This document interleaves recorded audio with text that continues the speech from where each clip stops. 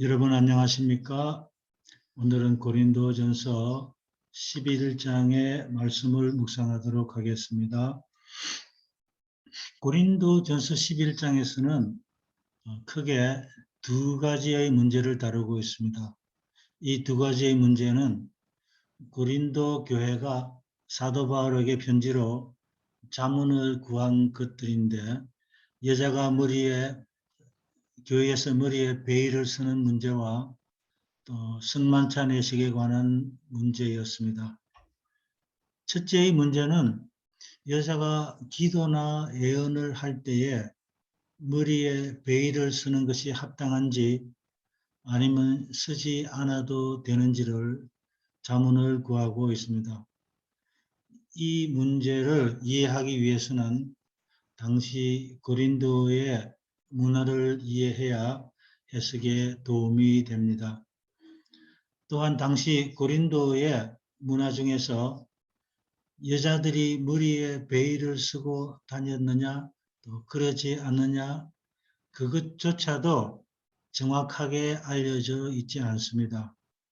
여러 학자들이 각기 다른 해석들을 하고 있습니다. 그래서 가능하면 성경 주석의 말씀을 참고로 하였습니다. 먼저 4절에서 16절의 말씀에서 바울은 특히 예배와 관련하여 여자들의 머리에 무엇을 쓰는 주제를 논하고 있습니다. 일반적으로 주석가들은 바울의 논증을 이해하기 위해 노력하고 그의 견해가 적용되는 범위를 알아내고자 시도하는 데서 큰 혼란을 느낀다고 그렇게 고백을 하고 있습니다. 바울이 기록한 시대의 관습과 예절과 또 그가 편지를 쓴 대상들의 상황을 고려하면 그가 여기서 외모와 종교적 예법과 고상한 품위에 관한 기본 원칙들을 다루고 있다는 점은 주석가들 사이에서도 합의된 내용인 것 같습니다. 이 중대한 원칙의 일부 측면은 분명 지역에 따라 다르게 표현되며 여러 곳에서 시대에 따라 또 바뀌기까지 했습니다. 구약에는 이것에 관한 적절한 예가 나옵니다. 모세가 불붙은 떨기나무에 가까이 오자 여호와는 그에게 이렇게 명령하셨습니다. 너의 선 곳은 거룩한 땅이니 내 발에서 신을 벗으라. 신을 벗어서 거룩한 장소에 대한 경의를 표하는 것은 분명히 그 지역의 관습이었으며 지금도 관습으로 남아 있습니다. 여호와는 거룩한 장소에 대한 통상적인 경의를 표하라고 모세에게 요구했던 것입니다. 하지만 어떤 성경 해설자도 모세에게 내린 하나님의 명백한 명령이 온 세계 종교 예배에 전례를 만든 것이라고는 결론 짓지 않으며, 이는 동방 국가들에서도 마찬가지였습니다. 올바른 경의의 원칙은 손상되지 않고 여전히 존속하지만 그런 경의를 표현하는 방식은 나라와 시대에 따라 크게 다를 수 있습니다.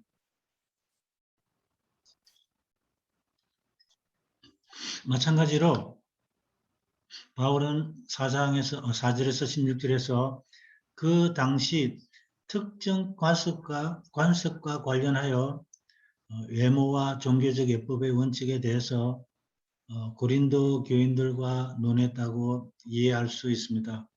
비록 고대 자료들에는 고린도나 다른 곳에서 머리에 무엇을 쓰는 관습이 있었다는 그 증거는 나와 있지 않지만, 관습상 머리에 무엇을 쓰지 않는 것이 남성에게는 적절하지만 여성에게는 적절하지 않게 여겼음이 분명한 것 같습니다. 분명하다라고 말한 이유는 만일 그렇지 않다면 이 바울의 논증을 이해하기가 불가능하기 때문입니다. 그리고 바울이 여기서 당시 그곳의 관습에 적용되는 원칙을 다룬다는 합리적인 추측에서 한 발 나아가면 당시 그가 그 원칙을 특수하게 적용했으니 오늘날도 똑같이 특수하게 적용해야 한다고 그렇게 결론 짓지 않으면서도 그의 말을 문자적으로 의미 있게 받아들일 수 있습니다. 만약 특수하게 적용하는 식으로 결론을 내리면 바울의 논쟁 중 많은 부분의 기초를 이루는 시대의 관습이라는 그 전제를 포기하는 동시에 그 전제에 좌우되는 결론을 고수하는 불합리한 절차가 필요할 것입니다. 바울은 복음에 포함된 새롭고 영광스러운 자유를 선포했습니다. 그 선포에는 여성의 존엄성에 관한 그리스도인의 원칙과 이교 국가에서 모든 여성이 지녔던 낮은 신분에서 해방되는 씨앗이 들어 있었습니다. 그거는 갈라디아서 3장 28절에서 이렇게 선언했습니다. 너희는 유대인이나 헬라인이나 종이나 자주자나 남자나 여자 없이 다 그리스도 예수 안에서 하나이니라 했습니다. 기독교로 개종한 일부 여성들이 복음에 포함된 자유를 곡해하고 오용하여 교회에 망신을 안겨주는 일을 쉽게 볼 수가 있었을 것입니다. 기독교가 널리 퍼지면서 형성되어 사람들의 정오심을 불러일으킨 근거 없는 비방 중 하나는 그리스도인들이 부도덕하다는 것이었습니다. 그 비난은 바울 시대에 이미 널리 펴졌던 것 같습니다. 그랬기에 그리스도인에게 데살로니가전서 5장 20절에 악은 모든 모양이라도 버리라는 모습이 얼마나 필요했으며 어떤 행동은 또 합법적일지라도 유익하지 않을 수 있다는 바울의 권면을 기억하는 것이 얼마나 필요했겠습니까? 주석에 나오는 모든 것은 이런 전반적이고 서론적인 진술의 관점에서 이해해야 하는데 이는 한편으로는 오늘날 많은 지역에서 굳이 지지 않아도 되는 괴로운 짐으로 여성을 속박하지 않도록 하기 위함이고 다른 한편으로는 바울을 시대에 뒤떨어지고 또 현대 독자들을 위한 기별을 갖고 있지 않은 것으로 나타내지 않기 위함이라 했습니다. 주석에서 이런 많은 내용을 해석을 인용하다 보니 말이 조금 어려워졌습니다. 그렇게 하지 않을 수 없었던 것은 학자들마다 너무나 다른 해석들이 난무하고 서론적인 이해가 없으면 왜 머리에 쓰는 것을 가지고 또 사도는 성경에 기록하였는가 하는 의문을 가져올 수가 있습니다. 또한 우리가 이 말씀을 묵상해 가면서 사도가 하고자 하는 의도는 무엇인가를 반드시 찾아야 하겠습니다. 먼저 1절에서 나를 본받는 자 되라 하는 말은 지난 10장의 말씀에서 연결이 됩니다. 우상 숭배에 대한 경고와 우상의 재물을 먹고 마시는 문제에 대해서 권면하고 있으며 그 권면의 모델로서 자신을 소개하고 있습니다. 그리스도는 유일하고도 완벽한 모델로서 그분의 삶은 이기적인 삶이 아니라 이타적인 삶이었기에 사도는 그의 삶을 본받았습니다. 그러나 그리스도나 바울의 삶은 단순히 도덕적으로 이타적인 삶이 아니라 하나님의 구원을 위한 이타적인 삶이었습니다. 그래서 나를 본받아 남에게 덕을 세우는 삶, 복음을 위한 생애를 하라는 것입니다.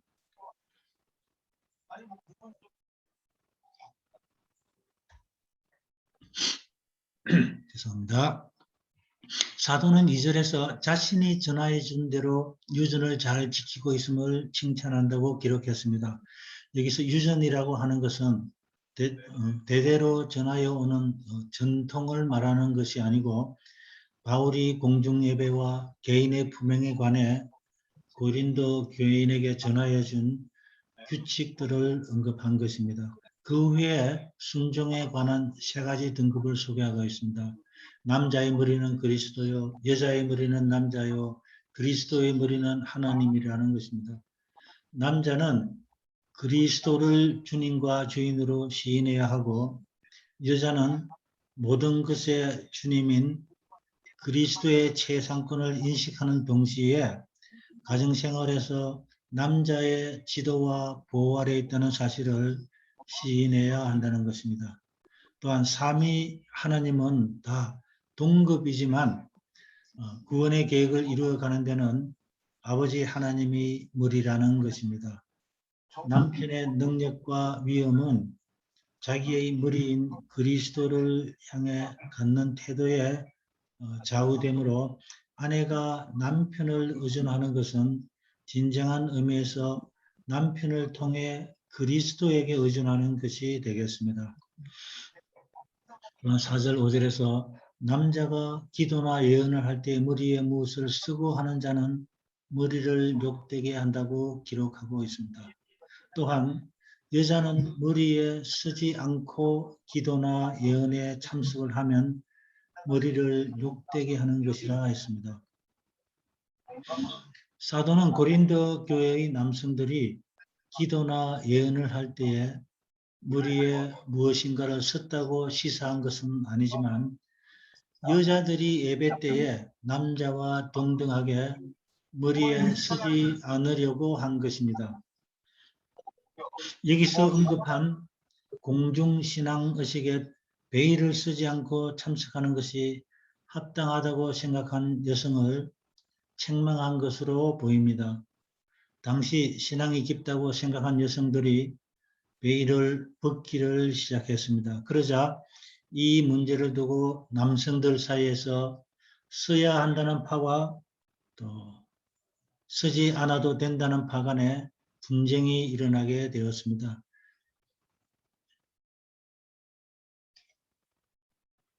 왜냐하면 당시 고린도 지방에서는 모든 여자들이 머리에 베일을 쓰고 다녔습니다.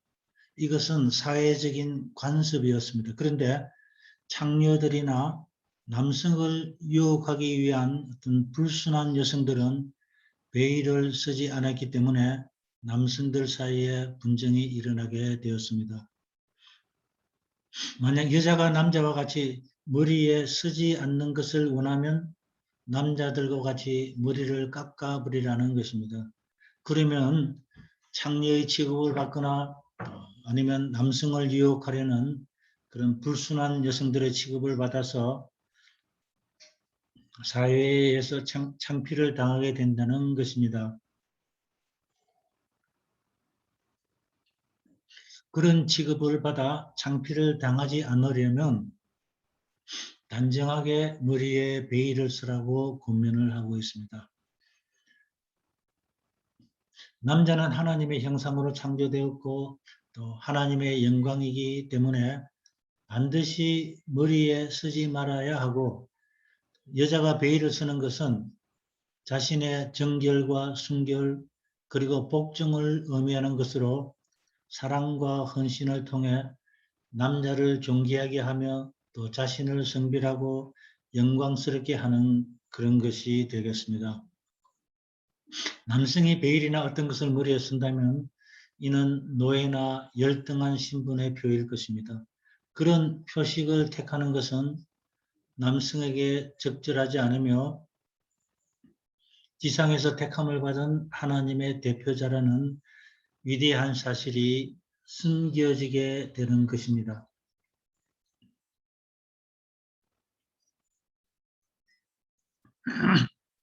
죄송합니다. 여기서 하나님의 영광이라는 표현이 남성이 정해진 영역에서 하나님의 원칙과 조화되게 직무를 관장하는 한 하나님의 장엄함과 위대함과 품성과 유사한 모습을 자기 속에 간직하게 된다는 의미입니다. 교회정원 3권 483, 484쪽에 의하면 남자의 영광을 설명하면서 인간 가족을 위한 하나님의 계획을 절거히 수락하므로 여성은 남편의 영광을 나타내며 남편을 통해 그렇게 현명한 계획을 인류를 위해 세운 하나님의 영광도 나타나게 된다고 설명하고 있습니다. 여성은 남성을 통해 만들어졌기에 그의 뼈 중에 뼈요 살 중에 살입니다. 그러므로 어떤 의미에서는 그녀의 모든 매력과 아름다움과 순결에는 남성의 위엄과 영광이 반영되어 있습니다. 바울의 가르침을 올바로 이해한다면 이 관계는 유지되어야 하고 또 고린도 교회에서 여성이 관습상 쓰는 베일로 머리를 가리고 공중 앞에 서서 이 관계를 실증해야 했습니다. 여자가 남자에게서 났으며 또한 남자를 위해서 지음을 받았습니다. 이것은 하나님의 창조의 목적이 됩니다. 아담과 하와의 창조 기록에는 남성을 보완하기 위해 여성이 창조됐다고 나와 있습니다. 하와는 남성의 행복과 위안을 위해 만들어졌으며 종이 아니라 동료가 되어야 했습니다. 열등한 계층이 아니라 인생에서 남성의 친구요 위로자로 여겨져야 했으며 남성의 슬픔을 나누고 그에게 기쁨을 배가시켜줘야 했지만 타락 후에는 남성에게 애속돼야 했습니다. 남편은 가족의 머리요 가정의 통치자가 되어야 했고 아내는 남편의 의무를 다하도록 돕고 위로하며 또 기쁨에 동참해야 했습니다. 여자의 신분은 분명히 영예로운 것이며 어떤 면에서는 섬기는 위치 때문에 더 한층 영광스러운 것이라 했습니다. 이러므로 여자는 천사들을 인하여 권세 아래에 있는 표를 그 머리 위에 둘지니라 했습니다. 선한 천사들이 예배를 지켜보기 때문에 창조 질서에 어긋나지 않도록 여자들은 머리에 베일을 써야 한다는 것을 강조하고 있습니다. 머리에 베일을 쓰는 것이 권세가 되는 이유는 당시 헬라의 여자가 베일을 쓰지 않는 것은 자신을 매춘부로 취급하는 것으로 여자로서의 근위와 존엄성을 버리는 것이기 때문이었습니다.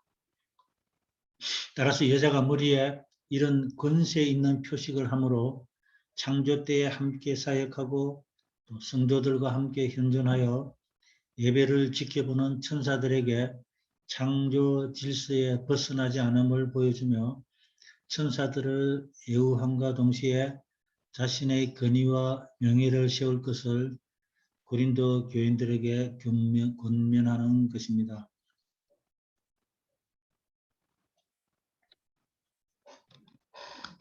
지금까지 바울은 창조 질서를 통해서 남자가 여자의 머리이며 예배 시에도 순종의 표인 베일을 쓰고 기도나 예언을 해야 한다는 것을 논증하였습니다. 그러나 주 안에서 서로 하나인 것을 밝힘으로 여자의 지위에 대해 변호하고 있습니다. 비록 본질적으로 여자가 남자에게 순결하고 복층을 표하지만 그럼에도 불구하고 주 안에서 하나라는 의미입니다. 주 안에 있다는 것은 갈라디아서 5장과 에베소 1장에서 예수 그리스도의 통치 아래서 그에게 복종하며 그의 인도를 받으며 살아간다는 뜻이며 주 안에서 남자와 여자는 하나라는 의미가 되겠습니다. 그렇다고 해서 바울이 이제까지 논증한 여자의 순종성에 대해서 거부하는 것은 아니며 주 안에서 남자와 여자가 동등하게 구속의 은혜를 누리며 살아감을 말하고 있는 것입니다. 여자가 남자에게 태어났고 남자가 여자로 말미암아 태어났다고 하는 구별은 하나님께서 인간을 창조하실 때에 과정과 질서를 바울이 염두에 둔 것임이 분명합니다. 그러나 설사 바울이 그것을 염두에 두었다 할지라도 바울이 지적하는 것은 서로에게서 태어났다는 사실입니다. 또한 창조 질서에 있어서 남자와 여자가 서로 다른 과정 속에서 창조되었다 할지라도 분명한 사실은 남자와 여자 그리고 모든 피조물들이 하나님에 의해 창조되었다는 것입니다.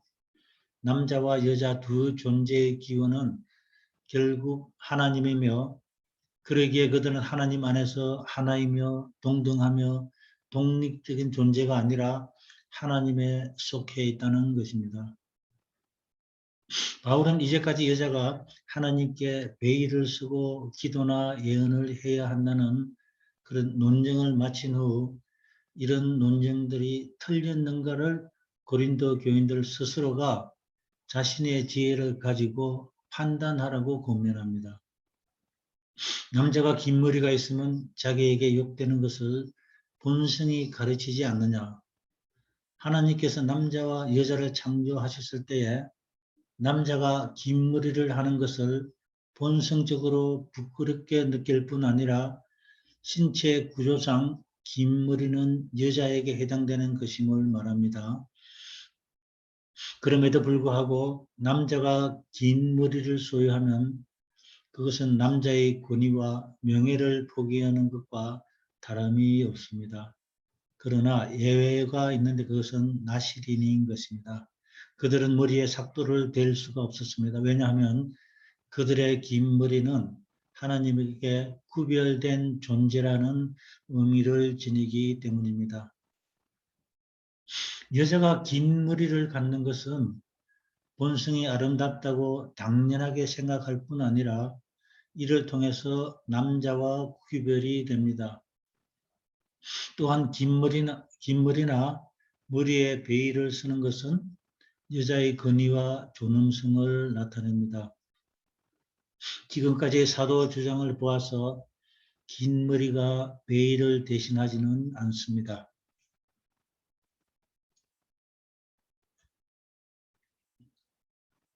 이런 문제에 대해서 시비를 거는 사람들이 있었을지라도 여자가 교회에서는 머리에 쓰는 관습이 있었다는 것을 강조하고 있습니다. 자, 그럼 여기서 우리는 사도가 여자의 머리에 쓰는 문제를 장황하게 거론하는 이유가 뭔지를 찾아야 하겠습니다. 먼저 남자나 여자가 하나님 안에서 다 같은 자녀일지라도 여자가 남자와 같이 머리에 쓰는 것을 하지 않아서는 안 된다는 것입니다. 그 당시 사회는 여자가 머리에 베일을 쓰지 않는 사람들은 창녀이거나 남자를 유혹하려는 불순한 여자들이기 때문에 여자가 베일을 쓰지 않으면 남자에게 수치를 가져오는 그런 이런 것이기 때문입니다. 또한 여자가 교회에서 머리에 베일을 하지 않으면 비그리스도인들에게 창녀로 오해를 불러일으켜서 교회의 명예를 추락시키기 때문입니다. 하나님 안에서는 아무것도 아니지만 그럴지라도 사회의 관습을 따라 교회를 오해받게 해서는 안 된다는 것이 사도의 강한 뜻이 되겠습니다. 그리고 오늘날 여자가 교회에서 머리에 쓰는 일은 쓰든지 쓰지 않든지 아무것도 아닙니다. 그런데 이 말씀이 왜 성경으로 우리에게 주어졌느냐는 것입니다. 혹자는 그 당시에 여자의 머리에 쓰는 것이 큰 문제였지만 오늘날에는 아무것도 아니듯이 마찬가지로 오늘날 우리 교회에서 일어나는 일들 중에 어떤 것들이 큰 문제로 두각이 될 수 있을지라도 시간이 지난 후에 그것이 아무것도 아닐 수가 있다는 것입니다. 그러므로 이런 일로 파벌이 생기고 교회가 해가 된다면 삼가하는 것이 지혜로움을 우리에게 교훈으로 주고 있다고 생각을 합니다. 다음에는 우리 성만찬에 관한 권면이 되겠습니다. 고린도 교회에서의 성만찬은 사도가 전수한 예수 그리스도의 죽음을 기리는 예식이었습니다. 그런데 이 예식이 사도가 전수한 방법과 달리 행하여져서 많은 사람들로부터 원성이 일어나게 되었습니다. 고린도 교회의 만찬은 각자가 성만찬에 나눌 음식을 가지고 와서 여러 사람들과 나누는 예식이었습니다. 그런데 부유한 사람들이 음식을 가지고 와서는 자기들끼리만 음식을 먼저 먹고 마셨기 때문에 늦게 온 종이나 가난한 사람들은 만찬에서 음식을 먹을 수가 없었습니다. 이러한 만찬은 나누는 예식이 아니고 있는 사람들이 부를 과시하는 데 사용이 되었습니다. 어떤 사람은 시장하고 어떤 사람은 취했다고 했습니다. 질수도 없고 사랑과 긍휼도 없는 자기들만의 쾌락을 추구하는 그런 교회가 되고 말았습니다. 거룩해야 할 교회와 예배 시간에 먹고 마심으로 취한 이들을 향해 사도는 교회를 업신여기고 빈궁한 자들을 부끄럽게 한다고 책망합니다. 하나님의 이름을 모욕하고 예수의 피로 사신 형제의 마음에 깊은 상처를 남겼던 것입니다. 그래서 사도는 너희의 모임이 칭찬할 일이 못되고 유익하지 않다고 책망을 합니다. 바울은 신앙과 관습의 차이로 생긴 고린도 교회의 분쟁과 파당 문제를 이미 전장에서 다루었습니다만 그는 여기서 주의 만찬을 기념하기 위해 여러 곳에서 단독으로 무리를 지어 모이는 습관을 언급하는 것 같습니다. 다시 말해서 여기서 분쟁은 가난한 자와 부한 자 사이에서 생기는 대립을 가리키고 있습니다. 편당이 있어야 옳다 인정하는 자가 나타나게 되리라는 것은 지구 역사의 종기를 알리며 세상을 뒤흔들 사건들이 일어나는 동안 즉 모든 사람이 그들의 충성심을 일정할 필요가 있을 때 진리를 향한 충절로 인해 거의 주목받지 못했던 많은 이들이 어두운 밤에 떠있는 찬란한 별처럼 빛날 것이라고 교회정은 5권 80, 81페이지에 서술하고 있습니다. 그런즉 편당의 정신으로 주의 만찬을 먹을 수 없다는 것입니다. 주의 만찬은 주님이 제정하신 만찬, 즉 그리스도가 주의 만찬 의식으로 제정하신 마지막 유월절 만찬을 기념하는 예식이 되었습니다. 이런 거룩해야 할 예식을 서로 하나가 되는 사랑의 교제가 되지 못하고 파벌이 있어서 만찬을 할 수가 없었다는 것입니다. 고린도 교회 안에서 일어나는 그 분쟁과 파당 때문에 예수를 진실하게 따르는 모든 자를 특정 짓는 사랑의 정신과 형제 간의 교제는 퇴색이 되고 말았습니다.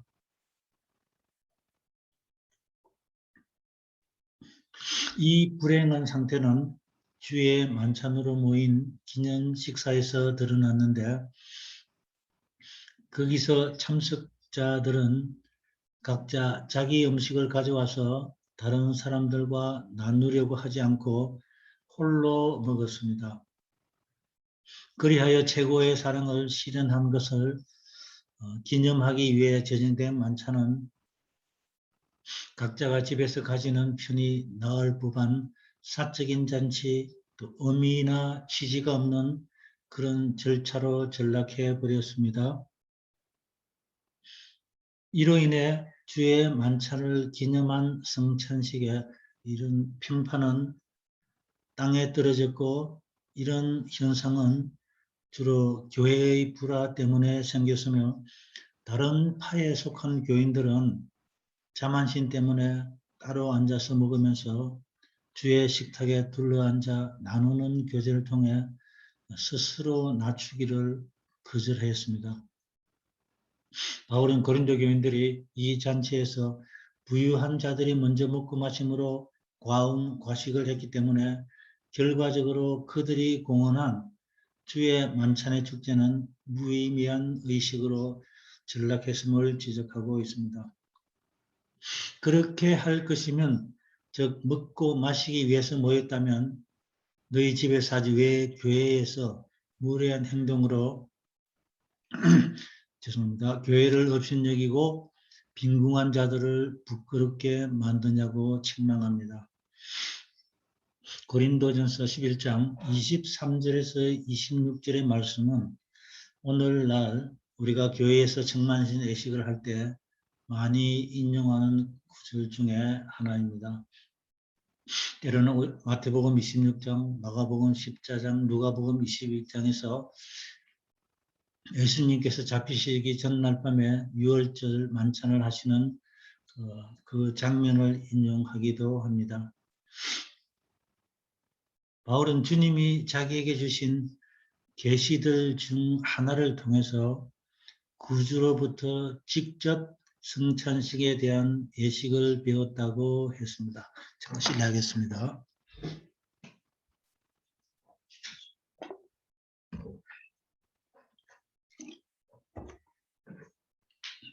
죄송합니다. 제가 23절에서 26절의 말씀을 낭독하도록 하겠습니다. 주 예수께서 잡히시던 밤에 떡을 가지사 축사하시고 떼어 가로사대 이것은 너희를 위하는 내 몸이니 이것을 행하여 나를 기념하라 하시고 식후에 또 이와 같이 잔을 가지시고 가로사대 이 잔은 내 피로 세운 언약이니 이것을 행하여 마실 때마다 나를 기념하라 하셨으니 너희가 이 떡을 먹으며 이 잔을 마실 때마다 주의 죽으심을 오실 때까지 전하는 것이니라 했습니다. 여기서 이 말씀들의 의미를 살펴보도록 하겠습니다. 예수께서 배신자 유다의 일당들에게 잡히시던 그 밤에 마지막 유월절 만찬을 하시면서 떡을 떼시고 축사를 하십니다. 떡을 떼었다는 것은 하나님의 자비와 사랑을 감사하며 인정하는 뜻으로 떡을 바친다는 개념이 담겨 있습니다. 떡을 떼는 행위는 유월절 식사의 경우 애굽에서의 고통을 상징하는 것이고 성만찬의 규례에서는 고난을 당해서 지킬 그리스도 자신의 몸을 상징합니다. 성만찬에서 뗀 떡은 인간이 육신의 생명을 생명의 근원이신 하나님에게서 얻은 것처럼 회개하고 믿는 죄인은 영적 생명을 하나님의 말씀인 예수에게 얻는다는 놀라운 진리를 나타냅니다. 하나님의 말씀을 연구하여 마음에 받아들이고 하나님의 능력으로 말씀과 일치된 생애를 사는 자는 반역자의 모습에서 창조주의 형상을 반영하는 것을 생애의 전체 목적으로 삼는 사랑스럽고 양순한 하나님의 자녀로 바뀌게 되는데 이 소중한 경험은 하나님이 예수의 몸을 땜으로써 가능해졌습니다. 예수님께서는 떡을 자기의 몸이라고 하시면서 떡을 떼면서 자기를 기념하라고 명령하십니다. 이것을 행하여 나를 기념하라는 것은 성만찬이 영구한 제도로서 사도들뿐만 아니라 믿는 자들까지도 영원히 행하여야 할 규례임을 시사합니다. 나를 기념하라는 것은 출애굽기 12장에서 유월절 규례를 기념하라는 그 명령을 상기시키고 있습니다. 그런 그리스도의 명령은 유대인들이 유월절 규례를 계속 지켜왔던 것처럼 성만찬 규례를 기억하고 계속해서 지켜야 함을 시사하고 있습니다. 또 나를 기념하라는 말에서 그리스도의 제자들이 장차 이 만찬을 먹을 때에는 그분은 함께 계시지 않을 것임을 나타내고 있습니다. 사람들에게 불순종의 끔찍한 그 특성을 각인시키기 위해 하나님은 히브리인에게 동물 희생 제사를 요구하셨습니다. 하지만 그 희생 제사 자체만으로는 제물을 바친 죄인의 품성을 변화시키지도 못하고 사람이 하나님과 화목할 수 있도록 자신의 몸으로 위대한 희생 제물을 바칠 미래의 구속주를 죄인에게 가르쳐 줄 수 있을 뿐이었습니다. 애굽에서의 구원을 기념하는 유월절을 계승한 주의 만찬은 희생 제사가 아니라 온 인간 가족을 위해 하나님의 아들이 마련한 위대한 희생 제물을 통해서 성취된 모든 것을 신자에게 생생하게 상기시켜 주기 위해 주어진 것입니다. 그리스도의 희생은 완전했기에 오직 한 번만 바쳐도 됐습니다. 하지만 예수를 통해 죄의 용서를 구하는 모든 사람에게 희생이 효력을 발휘하도록 하기 위해서 그분은 승천하신 후에 하늘에서 사람의 대제사장이 되셔서 대제사장이 되셔서 오실 때까지 회개한 죄인들을 위해 자기의 찢겨진 몸으로 희생제물을 드린 그 공로를 제시하고 있습니다. 구주가 하늘에서 우리를 위해 봉사하며 자기의 희생 공로를 아버지 앞에 탄원하시는 동안 그분은 속죄의 신비를 간직하게 해주는 성찬식을 준수하라고 지상에 사는 자기 백성들에게 요구하십니다. 떡을 뗀 후에 또 잔을 가지시고 이 잔을 내 피로 세운 새 언약이라 하셨습니다. 두 당사자 간에 맺는 언약은 창세기 15장에 동물을 조각내어 당사자들이 쪼개진 짐승 사이로 지나가므로 언약 규정에 충실하겠다는 그 서약을 표시했습니다. 하나님과 이스라엘 백성 간에 맺은 첫 언약은 출애굽기 24장에서 짐승의 피로 체결됐습니다. 하나님의 약속에만 기초한 하나님과 사람 사이의 새 언약은 히브리서 10장에서 예수의 피로 비준됐습니다. 회개하고 구속을 위한 하나님의 계획을 받아들이는 죄인은 그로 인해 새 언약을 맺게 됩니다. 그리고 그는 새 언약을 비준한 그리스도의 피라는 용어로 불리는 성찬식의 포도즙을 마심으로써 이 계획을 감사하게 받아들였음을 입증하게 됩니다. 새 언약이라는 말은 에레미야서 31장 31절에 처음 등장합니다. 에레미야는 첫 언약인 모세의 언약을 이스라엘이 파괴하였음을 지적하면서 하나님의 새 언약은 하나님의 법을 마음에 새겨서 하나님의 백성으로서의 관계를 맺고 모든 사람으로 하여금 하나님을 알게 함으로 죄를 기억하지 않겠다는 내용임을 소개합니다. 예레미야가 말한 새 언약은 예수 그리스도의 십자가를 통한 예수의 새 언약에 대한 예표로서 더 이상 동물의 희생의 피로 맺는 언약이 아닌 그리스도 자신의 죽음을 통해 영원히 단번에 이룬 새 언약임을 암시합니다. 본질의 새 언약은 바로 예레미야가 예언한 바 예수 그리스도께서 성취하신 새 언약을 가리키며 그리스도인들은 예수의 명령에 따라서 만찬을 통해 이를 기념해야 합니다. 사도는 또한 이것을 행하여 마실 때마다 나를 기념하라 하셨습니다.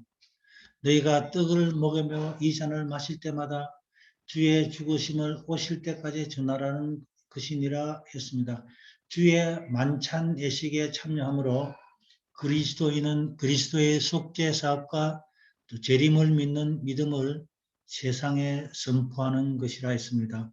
주의 죽음을 전하는 혹은 선포하는 것에 관한 이 진술에는 성찬식이 비밀리에 거행되어서는 안 된다는 점이 암시되어 있습니다.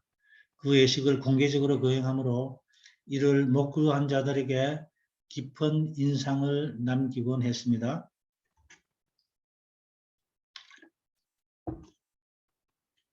이런 거룩한 만찬 예식에서 고난과 희생을 당하신 주님을 향한 합당한 존경심 없이 파당의 마음으로 성만찬에 참식하면 죄를 짓는 것이라고 단언합니다.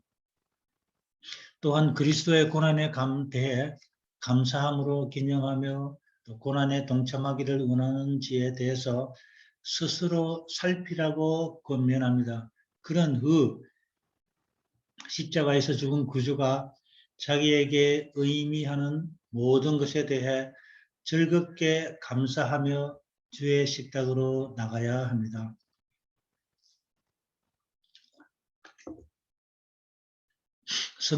성만찬의 가치와 의미를 바르게 인식하지 못한 채 먹고 마시는 자는 자기의 죄를 먹고 마시는 것이라 했습니다. 고린도에서 만찬에서 자행된 그 부절제와 폭음과 폭식이 여기서 말한 질병을 일으킨 요소였을 것입니다. 죄는 불순종이며 고통과 죽음을 유발합니다. 성찬식에서 부주의한 태도로 그리스도의 고난의 존경심을 드러내지 않는 자는 하나님이 그가 소유하게 되기를 바라는 그런 복을 놓치고 맙니다. 그는 하나님의 다른 명령에 대해서도 부주의할 가능성이 크기에 스스로 질병과 고통과 죽음까지도 초래할 것입니다. 믿음으로 살아가는 자가 자신의 태도와 행동을 엄격하게 살피고 합당한 존경심을 가지고 성찬식에 참석하게 된다면 하나님의 정죄 아래 놓이지 않게 될 것입니다. 고린도 신자들의 경험은 우리의 교훈을 위해 기록되었습니다. 그리스도인들이 초기 고린도 교회의 이 경험을 기억하고 그들의 사상과 감정과 동기를 살피는 일을 철저히 했다면 성찬식 참석을 통해 훨씬 더 큰 축복을 받고 하나님의 노예음을 사는 일을 피하게 되었을 것입니다. 부주의한 성찬식 준수 때문에 주님이 고린도 교인들에게 임하도록 허용하신 고난은 그들의 실수를 다루는 또 하나의 자비로운 수단이었습니다.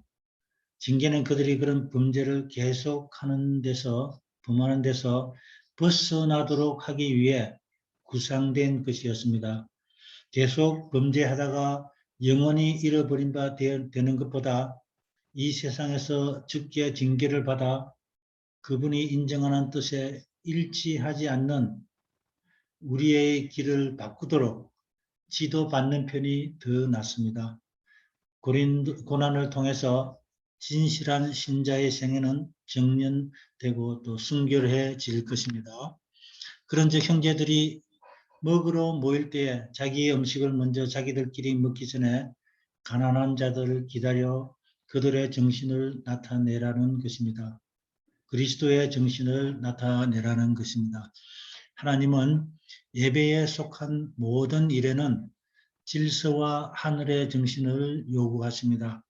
가장 엄숙한 교회 예식인 주의 만찬에서 교만과 이기심, 폭언과 폭식과 부절제는 흔적도 없어야 하고 마음은 그리스도와 그분의 생애에 집중돼야 하며 육신적 마음에서 촉발되는 생각이나 행동은 절대 허용돼서는 안 된다는 것입니다. 어떠한 형편의 사람이든지 간에 먹고 마시는 것 자체에 관심을 갖고 성만찬에 참여하려면 집에 가서 먹으라는 것입니다. 성찬식은 축연이 아니라 세상에서 가장 위대하고 가장 엄숙한 사건을 기념하도록 고안됐습니다. 모든 신자가 본장에 기록된 주의 만찬 준수에 관한 교훈을 주의 깊게 따른다면 주의 만찬은 거룩하고 기쁨과 위로가 넘치는 예식이 될 것입니다. 그리고 사도는 고린도 신자들에게 제기한 다른 질문들은 고린도 교회를 방문할 때에 귀정하겠다고 약속을 하면서 본장을 마무리합니다.